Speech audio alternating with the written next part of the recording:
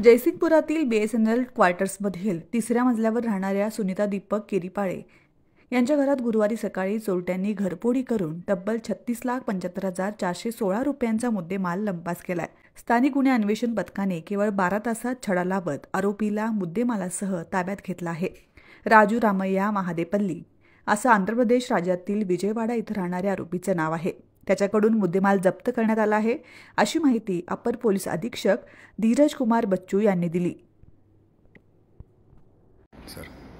10/7/2025 रोजी जयसिंगपूर BSNL क्वार्टर्सकडे सुमारास 10:45 वाजता एक घरफोडी झालेली आहे। त्या घरफोडीमध्ये 30 तोले सोन्याचे दागिने आणि 1.5 किलो चांदीची चोरी झाला आणि त्यांची एकूण रक्कम 17 लाख होता। LCB PI रवींद्र कलमकर आणि त्यांची टीम फक्त एक दिवसात त्यांची उघडकीस केला आणि आरोपीला मिळून आला। त्यांची हकीकत असा आहे की रवींद्र कलमकर आणि टीम त्यांची व्हिडिओ अनालिसिस केलेले आहे घटनाची ठिकाणी आणि तिथे त्यांची परत पुढचे विश्लेषणमध्ये आणि तपासमध्ये एक संशयित व्यक्ती मिळून आला।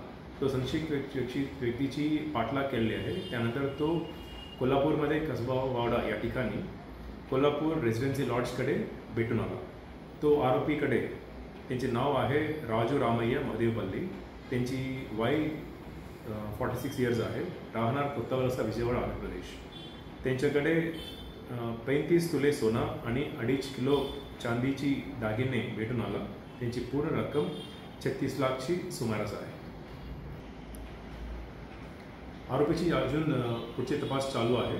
त्यांच्याकडे आणखी वेगळे गुन्हा ना करता येत नाही।